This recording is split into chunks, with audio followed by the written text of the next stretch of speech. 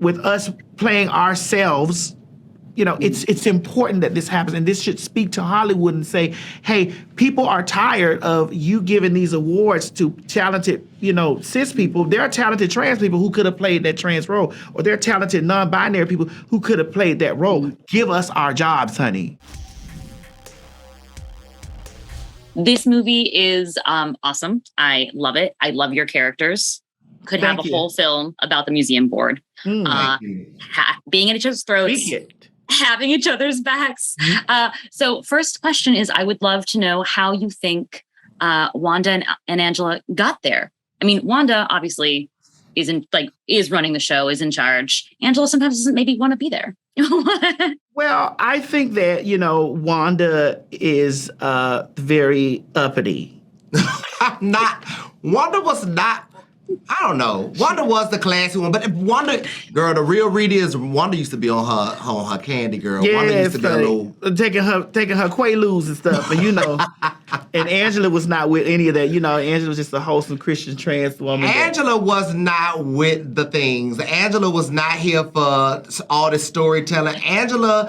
To me, Angela represents that one that just want to exist. And she's given, fuck what people think. I don't like none of this shit. I'm here for my chick. Let's get this exhibit off the ground and get it going. Boom. And these people go buy it regardless because I'm going to make them buy. That's very Angela. To whereas Wanda, Wanda is more, likes to get a broad perspective from everyone. Actually, what Wanda likes to do the most is hold space. Wanda likes to hold space.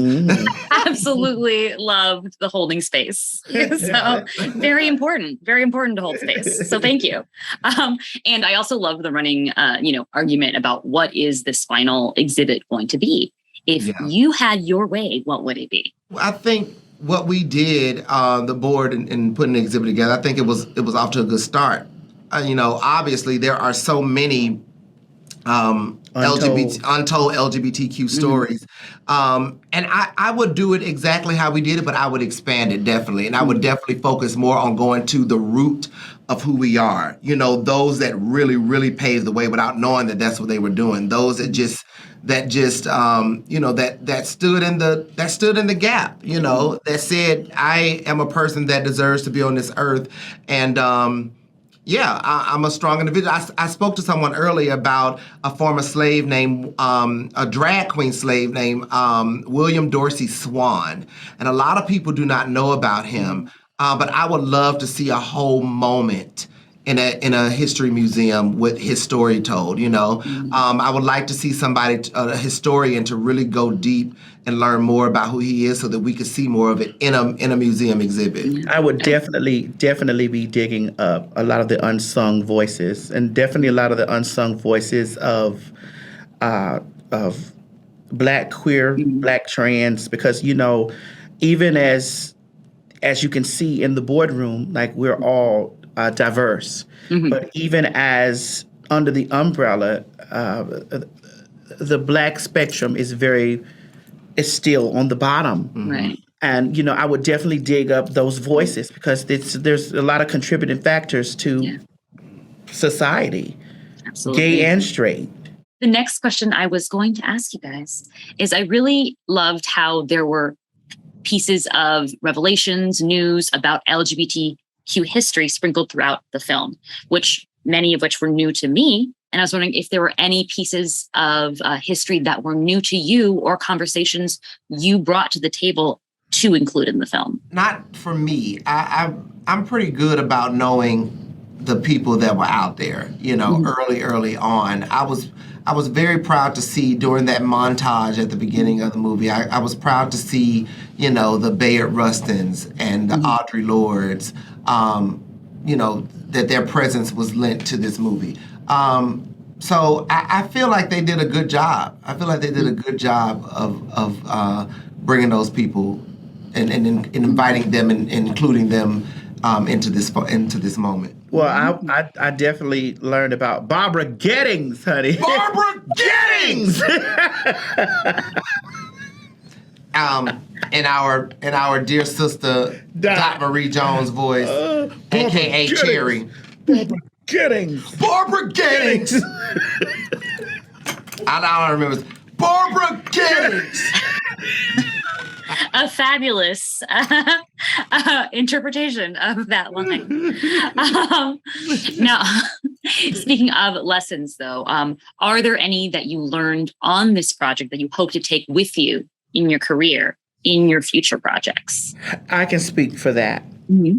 I learned a lot from Miss Lawrence because Miss Lawrence has been my sister for so long. Like long. I won't tell her age or mine. But, you know, we've been good sisters for a very long time. And I've watched my sister's career, her acting career blossom and grow. Because I knew her when she was up in her boots, honey. And booty shorts and bumping and curling hair. And I've watched Miss Lawrence's career, you know, grow into a good actress. Actress. I don't know. She's gender nonconforming. Always have been. Always will be.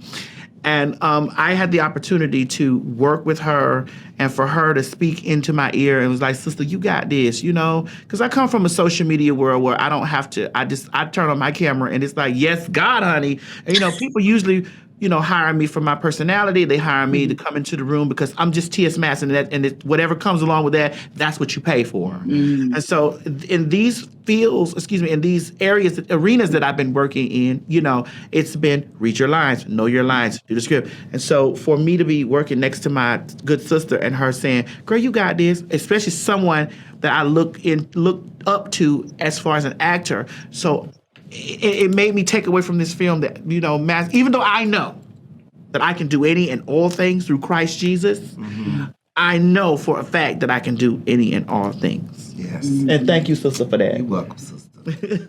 I love that. I love the camaraderie that is so evident between the two of you and also reflects in the scenes with the whole museum board. So I'm wondering, what was that experience like on set? How much of that dynamic is, you know, like collaborative in the moment, improv, etc.? I have to be honest. I think Nicholas and Billy did a really good job of writing. We didn't have to do a lot of improvisation when it came to, you know, the stories that we wanted to be told for the museum.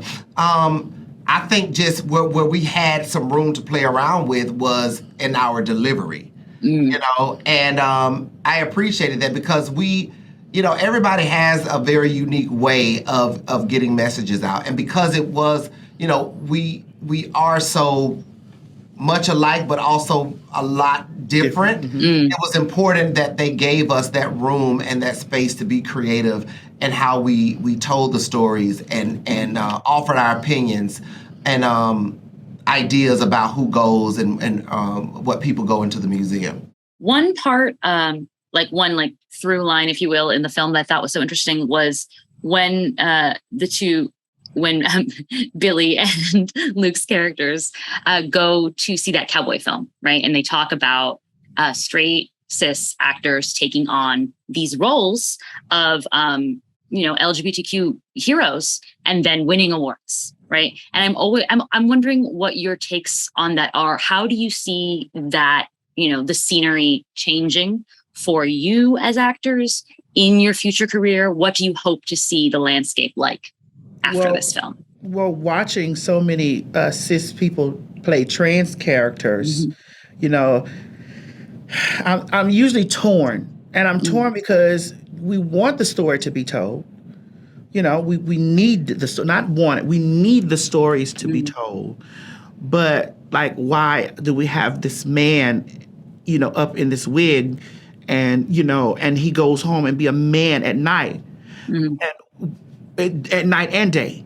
So this leaves the audience with the perception that, you know, trans people take their transness off. Right. You know, and so when me as a trans person get an opportunity to play a trans person and be a trans person, it's more authentic because, like, you know, when you see me out in public that I'm not going to be in a suit, honey, getting an award for playing a trans character or you know, like I got on some. What is the shoes that men wear? Girl, I don't know.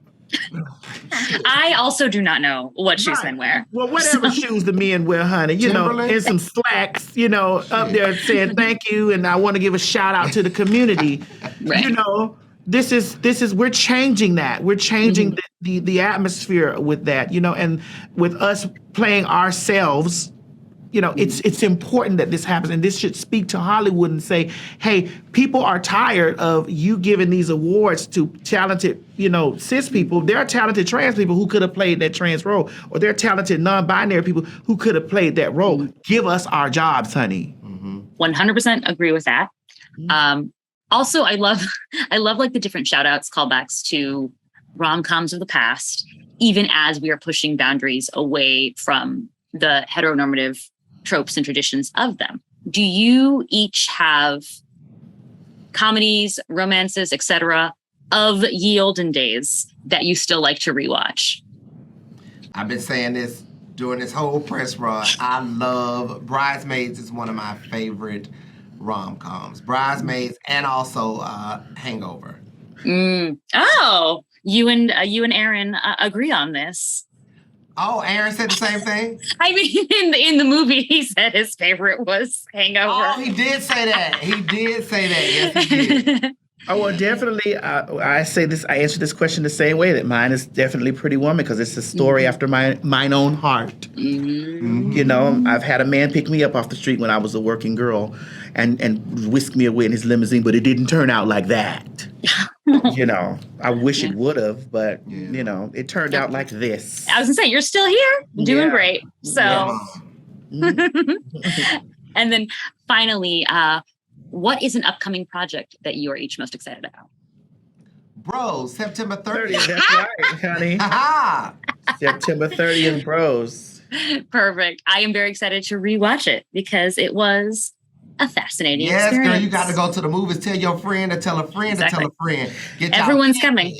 Actually, the most exciting new project that we are anticipated about is Bros 2. That part.